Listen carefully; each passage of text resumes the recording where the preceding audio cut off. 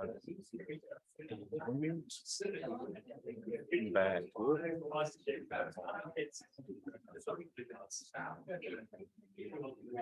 can you just move a slide forward and backwards? Yeah. Sometimes you can actually back and it doesn't work. That's perfect. I'm getting right out of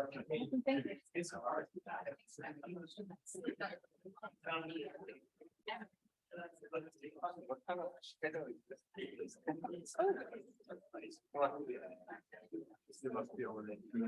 think there's anything. Annoying.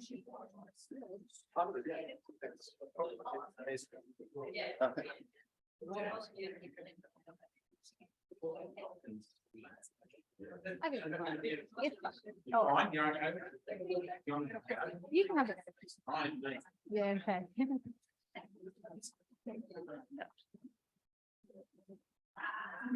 back here.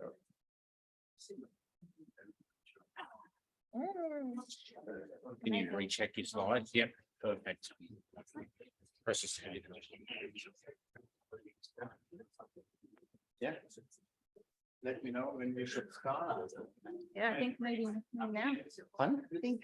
Yeah. Good? Yeah. Okay. Okay. Welcome everyone for today's seminar, and it is a great pleasure to introduce Emily J. Stringer. She is a PhD student of mine, and also Stephen Saar and Richard Duncan are the supervisors. And Emily, just to introduce her a little bit, is basically a homegrown student. She did her honors, a first-class honors, on the grassless ears dragon and the ecology of there. So really successful. And then she went on to do a PhD. Very briefly, the PhD is part of a bigger ARC grant application process we successfully got. And as always, without PhD students, these ARC grants, nobody would do the work. And that's certainly true for Emily in this regard. She basically did, it's hard to do a percentage. The main bulk of the work, obviously, from the UC part of it. And she, for example, for this project, organized all the necessary things you need to do, get samples and all this kind of things. So really was the main workforce from the UC side of it. And before she starts, maybe a very slight personal observation I made. When Emily started with us, we basically over-supervised her. You know, there were 3 supervisors talking when in the meetings, and Emily kind of were there, kind of, and this changed dramatically in the last, say, half a year now. If she's coming in now in a meeting, she's basically really leading us and giving all the work. So it's really, what's the word?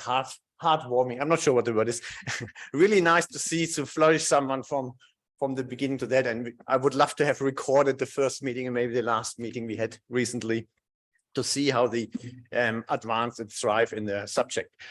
I think that's enough for me. And please put your hand together and welcome Emily for her final PhD presentation. Yes. Amazing. Thank you very much, Bert. Hello. So I'm Emily. I'm going to be presenting my PhD work today. And this talk will be on whether do boom bust population dynamics drive rapid genetic change. And specifically, I'm looking at the sandy inland mouse, Pseudomys hemensbergensis, to sort of investigate this question.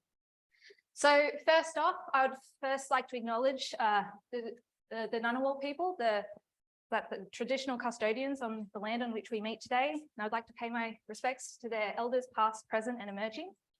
I'd also like to definitely thank my supervisors. They've been very involved and really helped me develop and really produce, I'm hoping, some really interesting work that we've been doing today.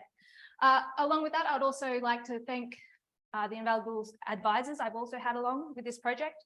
So we have Scott Edwards from the from Harvard University, Chris Dickman, Glenda Wardle, and Aaron Greenville from the University of Sydney, along with their Desert Ecology Research Group, where without them, this work would not be able to be conducted.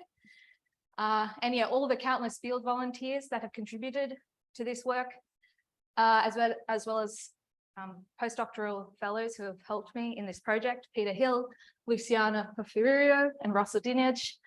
And next, I'd definitely like to thank Shire alum. I had a lot of lab work to do, and he really significantly helped me get through all of that. And then a big thank you to my friends and family, and especially I'd like to highlight my fellow PhD students, who I think we really help each other get the PhD done. And then also my twin brother, Sam Stringer, who I did invite today, but he politely declined, but I think he's had enough of it so far. Cool, excellent. All right, so let's start this off with the idea that I think we can look around today and really see that we're really facing this changing world. And I remember at the beginning of my PhD, I would say, you know, these extreme climate events are predicted to increase in frequency and severity. And over the course of my PhD, we've sort of seen those increases and the severity in these extreme events, these wildfires happening southern and northern hemisphere, devastating cyclones, and multiple 100-year floods. So then the question comes up, well, how are species actually going to cope with that? And specifically for me, I'm interested in what are the genetic consequences from these sort of this changing climate. And so what has been seen, so potentially what could happen with the genetics is they might essentially have rapid genetic change driven by directional selection. So where a phenotype in the population is actually pretty well adapted to handle these extreme events. But oftentimes actually what you get is you just get a massive population decline. And then that in turn is accompanied by a rapid and substantial loss of genetic diversity. And so this maybe potentially is a bit concerning, and we sort of want to maybe understand what's going to happen in these systems. The only thing is these extreme events by nature are unpredictable. And so they're actually pretty difficult to study. And most studies on sort of extreme events are opportunistic studies. So then what our team started to think about is, well, maybe what about how do species cope that already experience extreme and unpredictable climate? And so then this is when I would like to introduce the desert as a model system. And specifically the desert I'm using is the Simpson Desert. It's in central Australia. It's defined by it's got these massive dune systems running along the course of the desert. It also, its dominant vegetation type is these spinifex grasslands.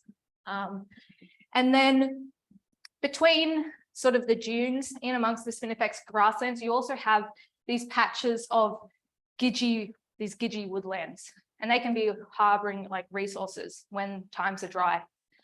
But what makes this system such a good model system is its extreme but infrequent rainfall events.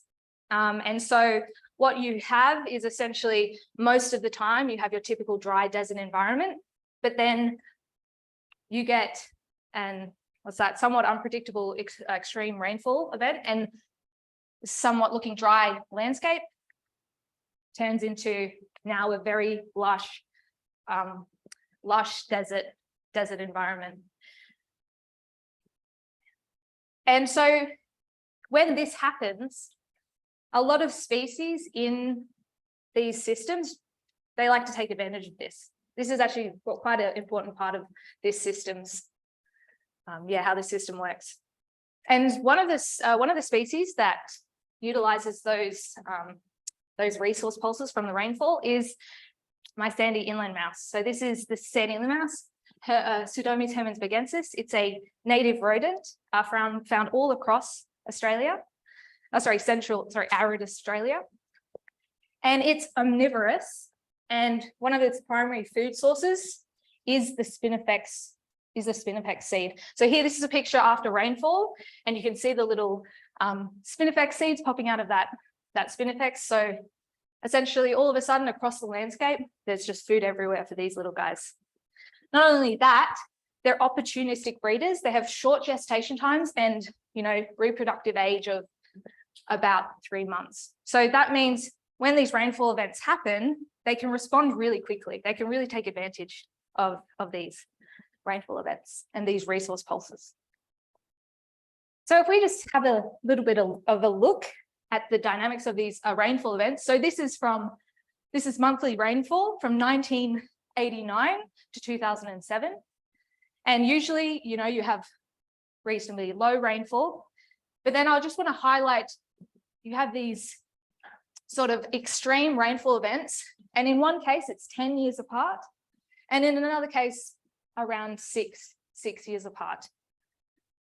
And so then if we want to have a look at how our sandy inland mouse responds to those large rainfall events, here we can see, this is looking at captures of our sandy inland mouse. We have these really big spikes in captures over time. And then otherwise, they're pretty low. They have quite low captures. And this is essentially described as sort of that boom bust population dynamics. And if we just think back to those 3 extreme rainfall events I highlighted, they align very nicely with that boom bust system. So yeah, this sandy inland mouse has these boom bust population dynamics. They've also been shown to increase in movement following rainfall, as well as in those drier times, they have been shown to utilize those gidgee woodlands as refugia. So these gidgee woodlands maintain more resources during those dry times. And all of that, following that, the question is, how does this species accustomed to population declines maintain genetic diversity? All right, so bear with me. Let's get into some theoretical predictions and jump into genetics. So the theoretical predictions, first off, with population declines, we expect our genetic diversity to also decline. However, with gene flow is a process that can actually increase genetic diversity. And also with the rate of gene flow, this will determine the genetic structure of our population. So we can think of a panmictic population. This is essentially every individual in the population has equal chance to breed with any other individual. And in this case, this has no genetic structure. Whereas what can happen is you actually have a population that segregates into sort of subpopulations. Within those subpopulations, you're more likely to breed with an individual in your own subpopulation. And then any individual leaving that subpopulation to go mate with another subpopulation, that is your gene flow. So the more gene flow you have, the less genetic structure. And eventually, if you just keep increasing gene flow, you just turn back into this panmictic population where everyone just gets to mix with everybody. But essentially what this means is when I talk about genetic structure, that is just talking about how genetically different those sort of pockets of the population are from each other. Alrighty, so let's have a bit of a jump back to genetic diversity and just thinking about our expectations of temporal genetic, the genetic diversity, sorry. All right, so in large populations, we expect them to maintain genetic diversity, whereas in small populations, we expect them to be losing genetic diversity over time. When it comes to the genetic structure of large population sizes, with high amounts of gene flow, we expect their genetic structure to decrease because of those high gene flow, the high gene flow. And we also expect the same in our small populations. If there's high gene flow, we have low genetic structure. In the case of low gene flow, with a larger population, we would expect a gradual increase in genetic structure. Whereas in the case of a small population, we still expect an increase, but it's just going to be it's going to be quicker. So a steeper increase in genetic structure. Cool. Alrighty, awesome. And so now let's get back to the system we're actually interested in, my sandy inland mouse. And so during the booms, we have this prediction that it's in this state of a large population and high gene flow. So we'd expect a decrease in genetic diversity. During the bust, however, we sort of have the opposite of that. We have small populations and low gene flow. So we'd expect their genetic structure to increase. So let's jump back to our actual captures and have a look at what that looks like over time. And so if we look at that over time, we might expect a pattern like this, where during the booms, we have this increase in our genetic structure. Oh, sorry, our decrease in genetic structure. I'm getting all confused. But yeah, so during the booms, our genetic structure decreases. And then during the bust phases, it gradually increases. And actually, I ran some sort of extreme some simulations on this in the most extreme case, comparing pan-mictic population for 2 generations over here, and then completely isolated. So here we can see that in the blue, that is our pan-mictic boom scenario, and you can see that our genetic structure decreases. And then as they're isolated, we can see that steep incline in genetic structure. And then I also looked at the genetic diversity, and what we find is we actually expect the opposite relationship with genetic diversity. During the booms, our genetic diversity increases, and then during the busts, it decreases. Just like we were sort of concerned about losing that genetic diversity.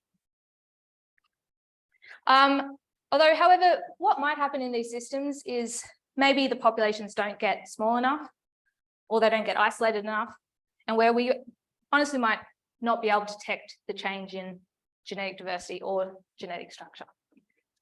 All right, so cool. So anyway, this leads on to my first research aim of how does genetic diversity and genetic structure respond to rapid population change? All right, so the next thing to do is, okay, that's all well and good, but how am I actually going to be able to do that? So for starters, I need a very well understood system. And luckily enough, our collaboration with the Desert Ecology Research Group out of the University of Sydney has allowed us access to this very well understood system. So they've been going out to the Simpson Desert, this little red square up there on the map, for the past nearly 30 or over 30 years now. And they've been doing mammal surveys across that landscape. And so here you can see they've sampled, we have a really good sampling of temporally across time, as well as they've also spatially sampled the landscape. And yeah, so every circle on that map there is a trapping grid made up of pitfall traps, and that's how they've been able to really get a sense of the mammal and like the mammal dynamics, so those population dynamics I was showing you before.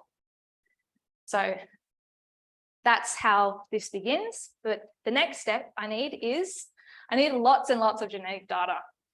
And yeah, this is maybe particularly tricky, except back in 2004, Glenda Wardle had incredible hindsight where she actually started collecting ear tissues from every single mouse they captured.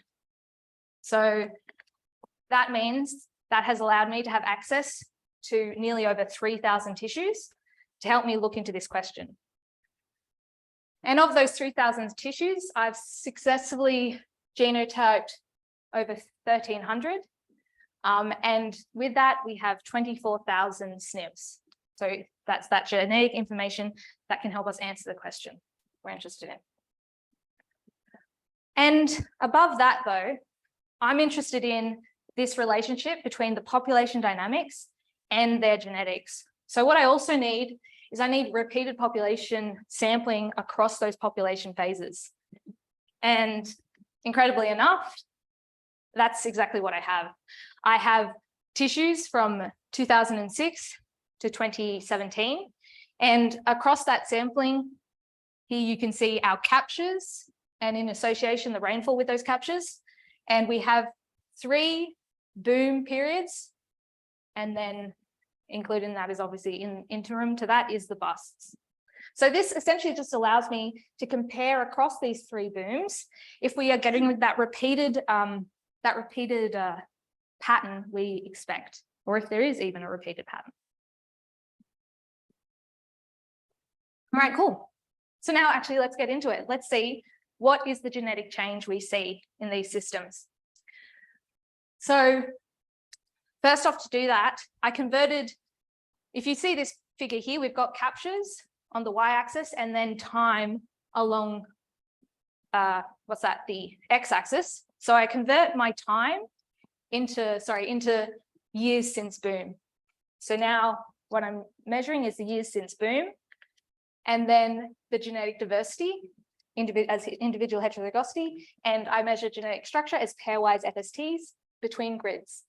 And because I'm starting from the boom, going into the bust, what we would expect is we would expect that increase in genetic structure and that decrease in genetic diversity. All right, cool. So let's look at period 1. Here's the results we have from that. So at the top, that's your genetic diversity. You can see that slight decline in genetic diversity. And then down the bottom, genetic structure, you can see that increase. If we look across to period 2, what we actually see is we sort of see an increase in the beginning in genetic diversity, and then it slowly decreases. And then for the genetic structure, it's sort of maintained. It sort of stays the same. And then for period 3, we get the same pattern from period 1, where we see that decrease in genetic diversity and the increase in genetic structure. And so maybe one question is, okay, so what's happening in this period 2? Why does period 2 not show the same pattern as periods 1 and 3? And so our hypothesis is that actually the rainfall across that time frame, during period 2, we get an additional rainfall happening in period 2. So potentially this just essentially means we get another population type boom. And so it suppresses that genetic structure. So you end up sort of maintaining your genetic structure and you don't lose as much genetic diversity. Awesome. So it's just conclusions on that question.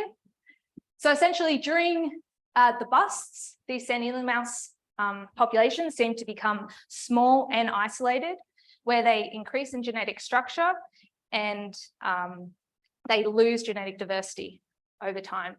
And so then if we're thinking about maybe changes in the length of our droughts between extreme rainfall events, or potentially losing refuges, which are sort of pockets where these Sandinian mouse persist, that could be quite concerning for this system.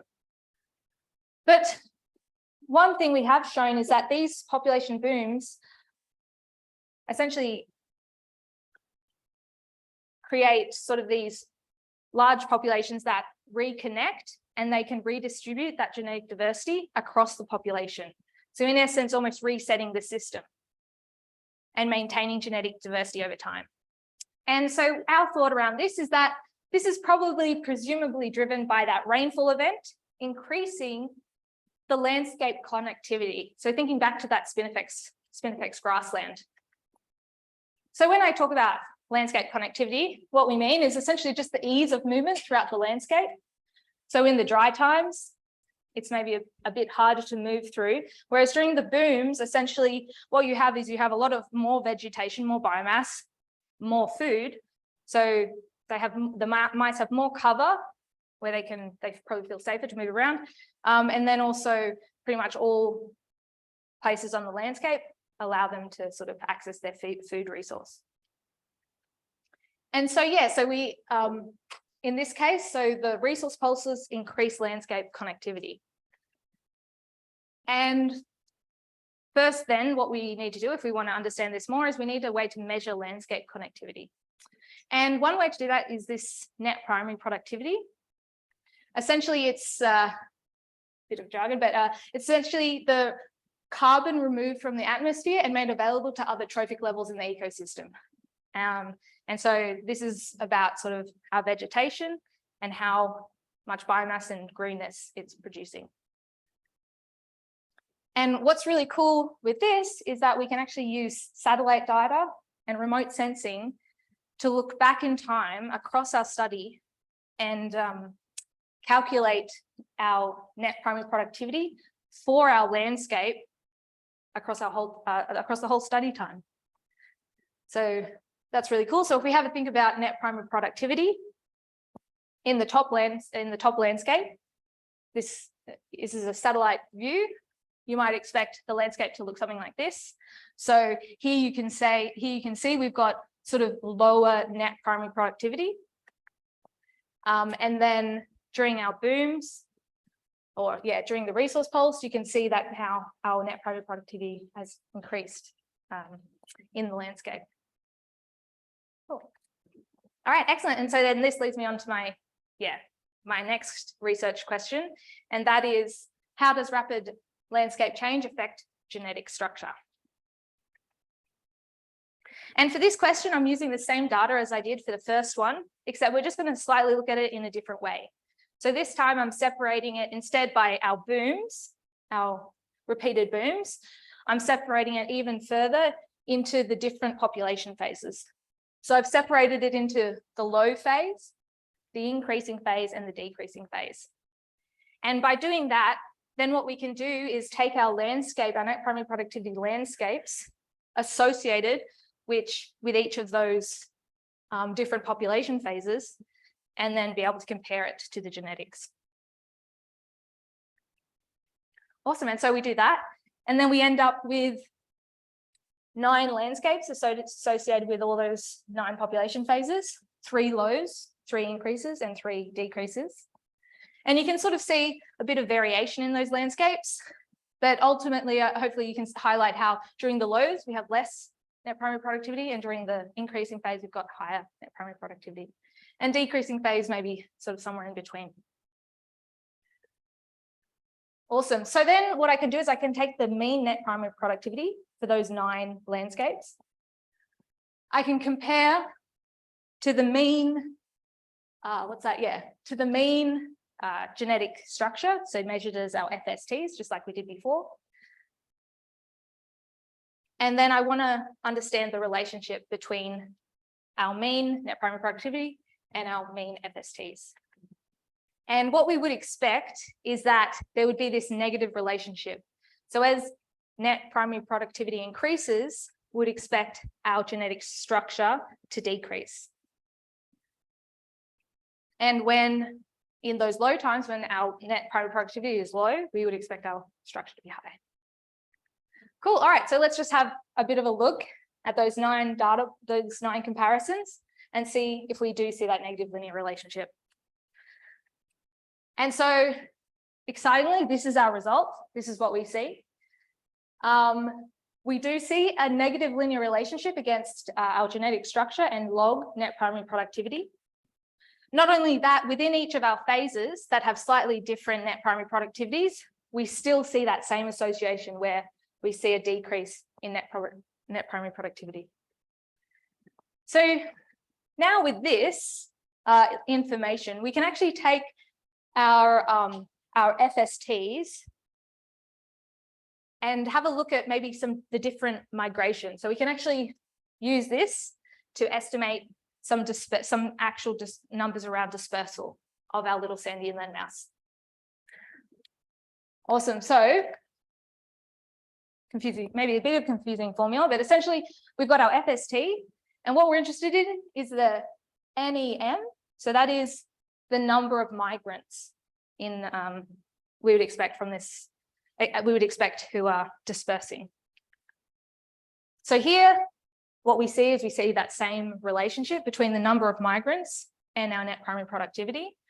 We can see in the lows, we have far less individuals migrating, whereas, yeah, you can see in those increasing phases, we have upwards of almost, 5 times as many migrants. But what else we might be interested in is actually the migration rate.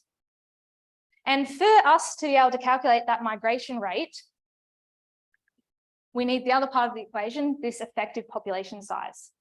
And so this is very similar to just your regular population size, except it's more specific in that it's about the number of individuals actually contributing to the next generation. And what's really cool is with our genetic data and the sampling we've done is we can estimate effective population size. And we do this based on linkage disequilibrium using an NE estimator method. So software. And now we want to see how well our genetic data estimates our population dynamics. And this is the result of our effective population size estimates. So here we can see that in the low, our effective population sizes are estimated as being low, and in increases, they're increasing. And then following those increases, we can see that our decreases have a decrease in effective population size. So that's really neat. And now we can take that and we can actually calculate the migration rate. And what we see is we still see this association sort of with more net primary productivity, the migration rate increases. But also we see that actually in the lows, the proportion of individuals migrating from those sort of subpopulations is greater during the lows. Awesome. So in conclusion, what we have is what's that? Our net primary productivity seems to really explain our genetic structure quite well.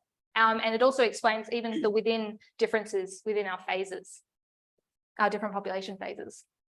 There are also more migrants when there's more net primary productivity. But also we see this migration, this high migration rate during the low population phases. So this sort of tells me, in that sense, we think of gene flow as potentially helping increase genetic diversity, but clearly not enough for us to, in that first question, we still see a decrease in genetic diversity. So it's really important that we actually do get these increases in population size to really, reduce genetic structure and redistribute that genetic diversity across the landscape. Okay, cool, excellent. So that was a bit of a look, really getting into these overall genetic parameters around genetic structure and genetic diversity. So the next thing I'm interested in is I want to have a bit more of a deeper dive into these evolutionary processes that drive rapid genetic change. So, cool. So of the 4 primary evolutionary processes, today I've talked to you about gene flow. I've also been talking about the effects of genetic drift, but I haven't brought up mutation or selection. And in the case of mutation, so mutation is more of a slow process. So given our data set really of only 20 generations, we essentially are making the assumption that it's somewhat negligible. We wouldn't expect too much mutation to come up over that time to influence our measures. In terms of selection though, so selection has been shown to be it can be density dependent, thinking about those changes in population size. And also, as I said before, with extreme climate events, we have seen, quite rapid, selection, directional selection in response to those rapid, those extreme climate events. The only issue though, if we really want to look at selection, is it actually quite difficult because selection and drift are difficult to distinguish from each other. So this is because essentially both of them really are just a change in allele frequency. So it's about determining if that change in allele frequency is just due to drift, or if in fact maybe it's due to selection. So what I thought I'd do is I'll actually go and quantify drift. And so again, drift is essentially acting in every population. It's just the random change in allele frequency from generation to generation. And this is dependent on our population size. And so in smaller populations, we expect more genetic drift, that is more change in allele frequency from generation to generation. And in the larger populations, you'd expect less drift. And so to actually get at this question, if we actually want to quantify the amount of drift we would expect in these systems, we really do need our effective population sizes, which is really nice. We actually have that, which I've already shown you. So with that, we can begin thinking about modeling drift. So, along here, this is essentially our allele frequencies from those 9 phases I showed you. So, in that top figure there, we've got those 9 population phases, low, increase, and decrease.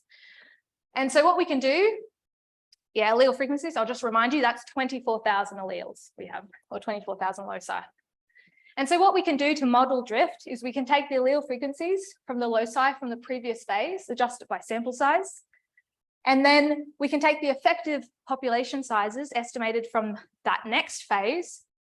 We also take into account sample sizes.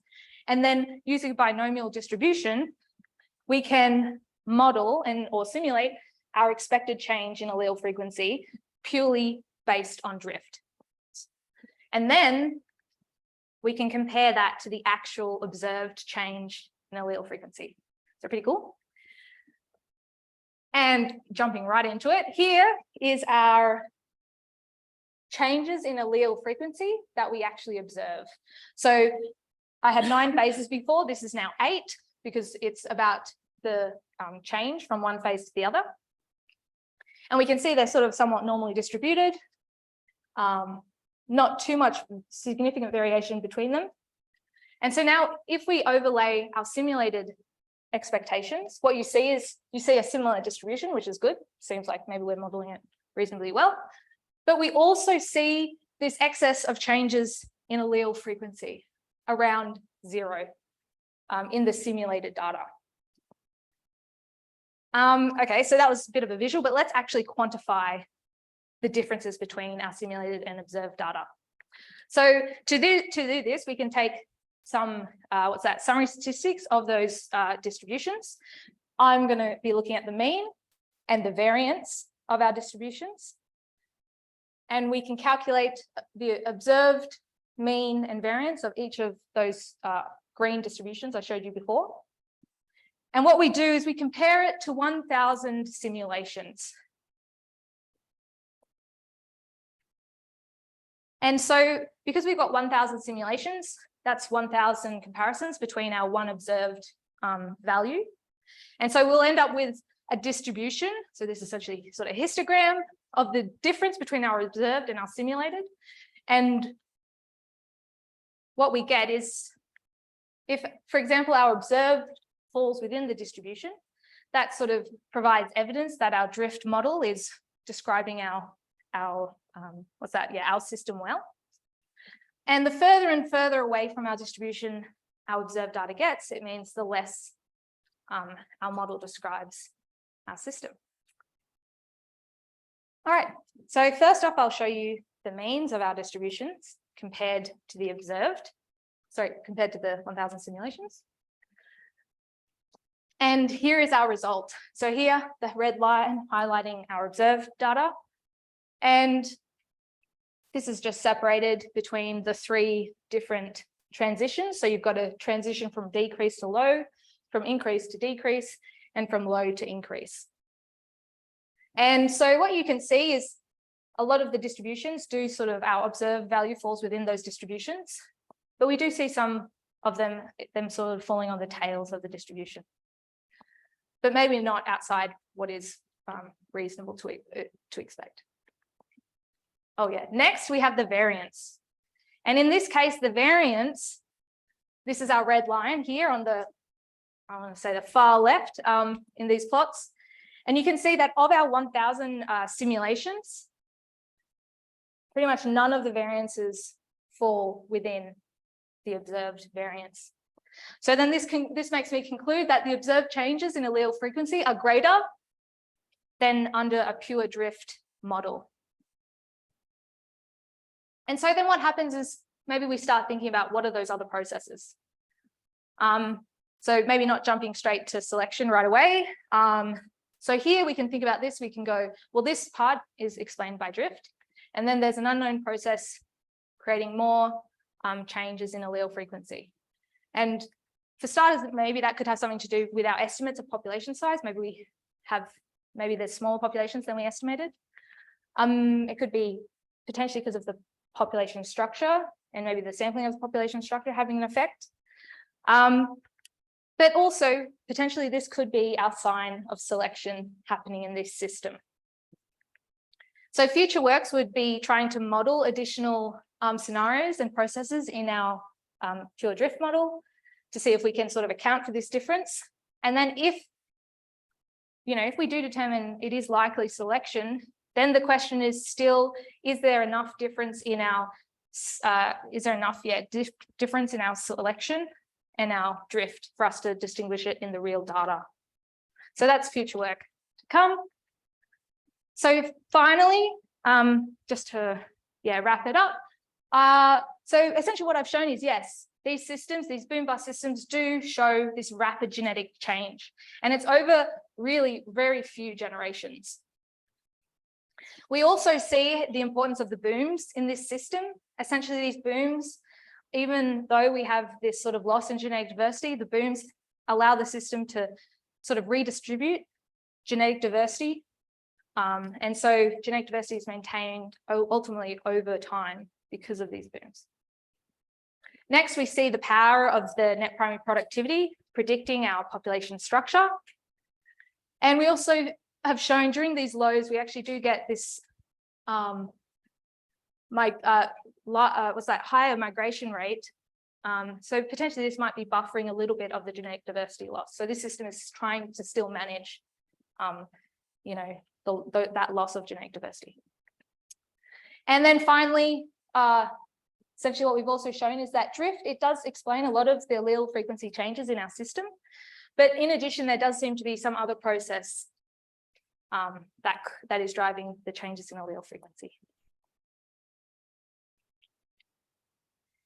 And so awesome. So essentially, these systems are very dynamic.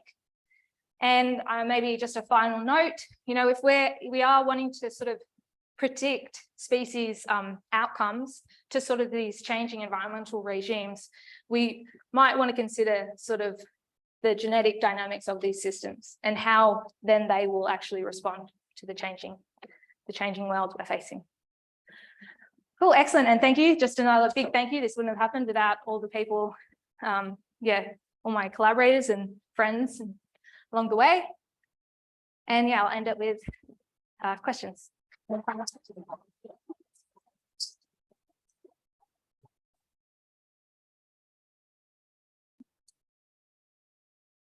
Thanks a lot, Emily. That was an excellent talk, I think, and well done. Obviously, please, if there are questions, please ask now. Great talk, Emily. I think it's a really cool project. These systems presumably have maintained genetic variation for at least millennia around while going through boom and bust cycles.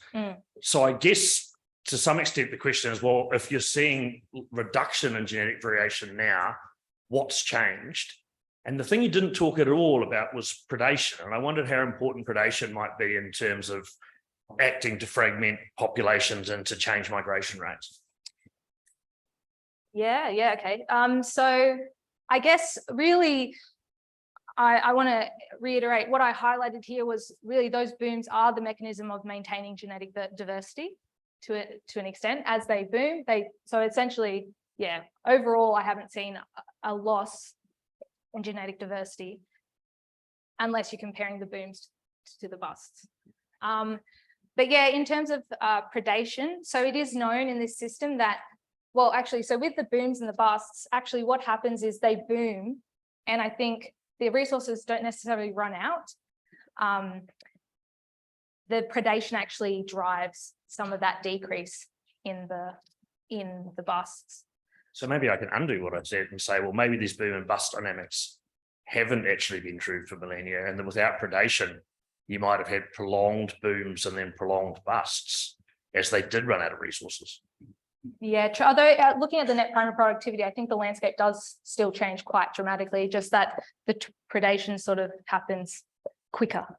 So maybe the booms wouldn't be as severe, like the bust wouldn't happen as quickly. It would be more of a With that sound. Yeah, exactly. I don't know if that answered your question. Otherwise, we can talk later if you want. That was a great talk. I have two questions. Oh, no. On that last bit that you talked about, did you look at kurtosis of your distribution at all? So I actually did take a look at the kurtosis. And surprisingly, we actually didn't see that same variation. It was pretty much the kurtosis of the distribution did seem to sort of was similar between our simulations and our Cool. And then my next question go to the very first stuff that you covered. I'm assuming that you have like quite a bit of data with that sample ID or whatever that earpiece that you've got. Have you looked into who are the dispersers? So are juveniles making the dispersals, or the males or the females? Is there telemetry data that can tell you any of this information? Yeah, so yeah, there is a bit of like, sorry, this Desert Ecology Research Group have done a bit of work on movement. Yeah, so they have done work on movement. But I have also looked at the difference between a little bit into the difference between sex and a dispersal. And it does seem that the males are more of the dispersers. Yeah. So And then I'm curious, like how that would change, because you found like dispersal was higher, resources were low. So are those the males that are making the rest to go elsewhere to eat or whatever? so yeah, so what we saw is that, yeah, during the lows, we actually, yeah, do detect more of those male dispersers, yeah, taking that risk, sort of getting kicked out a little bit maybe of those Gidgee woodland refuge patches. Yeah. Really nice job, Emily. So I just had a question in your boom bust cycles about heterozygosity when the populations drop. Presumably heterozygosity is going down. Yeah. But the allele frequencies, do they shift back to the same sets of alleles? Or is there a recycling and a shift in the allele frequencies with new sets of alleles that are now becoming homozygous or so Yeah. that's Okay. Yeah, no, that's actually quite interesting. I actually haven't looked into that yet, but yeah, I guess the next step is to sort of go into more detail. It's almost like, yeah, I looked at heterozygosity, then I looked at the allele frequencies, and then, yeah, maybe it is actually looking about the actual individual loci and those patterns over time, if they are sort of just randomly changing, or if, yeah, maybe there is sort of a pattern to them in response to their population dynamics. So yeah, good. Any more questions? I've got one question. Maybe I sneak in. Ah. Oh, no, there's Wendy first. Let's go. Funny. Thanks, Emily. That was really interesting. Oh, thank you. I had a thought going forward.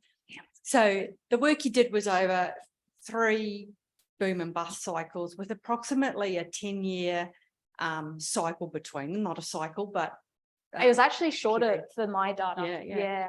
So if you looked historically, can you sit like for the last 100 or 200 years, look at what the frequency of these rainfall events are, and then determine if more recently these rainfall events are becoming perhaps either further apart or closer together, and then using your data, simulate what would happen if you didn't have this reshuffling of the populations, if it goes from perhaps historically every 10 years to what happens if it only happens every 15 years in the future or 5 years in the future, and whether there's any change in the drift. Yeah.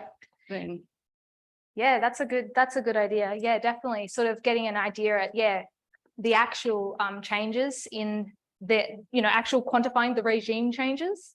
And I think I'll just add on that note, it is, yeah, definitely important looking at the time between the rainfall events, but also another thing in these systems is those Gidgee woodlands.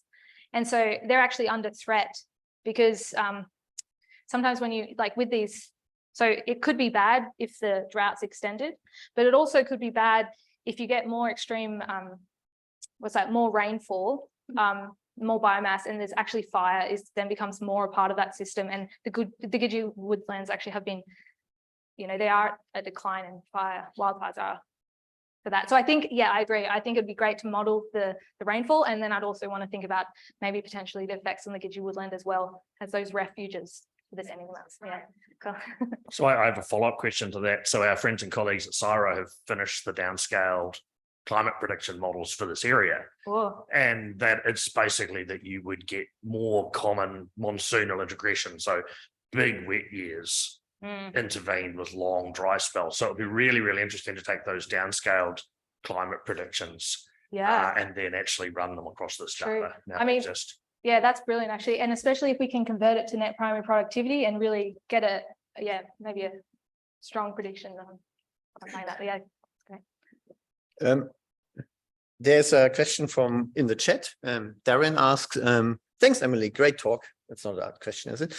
In addition to the resource availability changes, could dispersal be less risky during the booms when there is more vegetation? Yeah, I think that plays a part. So it's not just there's more food resources over the landscape. You know, these mice do like to hide in the Spinifex seed. Actually, one sandy mouse hid in Stephen's shirt when we're out in the desert. But yeah, so they do want to be undercover and then moving around. So yeah, I think that plays a role. Yeah, I had one final question maybe, but obviously if someone else, please raise your hand. You nicely said at the beginning, our climate change is obviously a good model because of climate change. And I would like you to go back. What is your speculation a little bit to the other questions? You know, is a sandy inland mouse safe for climate change because they are adapted to it, or what will happen to them? Yeah, well, I think as we were talking about, yeah, potentially this change in environmental regimes. Yeah, if we do have longer droughts, those more severe rainfall events, more biomass, more wildfires, this could be bad. Yeah, this might not be great for the sandy inland mouse. And actually, in this desert system, we've actually looked at, rodents in Australia, like they're one of the most declining species, like most sensitive to extinction. And my species is sort of the most least of concern, except if we actually did do population estimates back in time, and it is still showing this decline. So I feel like its strategy is really pretty good, but I wouldn't necessarily say that. Yeah, I wouldn't be sure that that means it's going to continue to be good. Yeah. Okay, thanks a lot. Any other question? If not, just let you know we will have a usual lunch, so please feel free to come along if you want to. And if there's no other question, then please put your hand together for this excellent talk from Emily.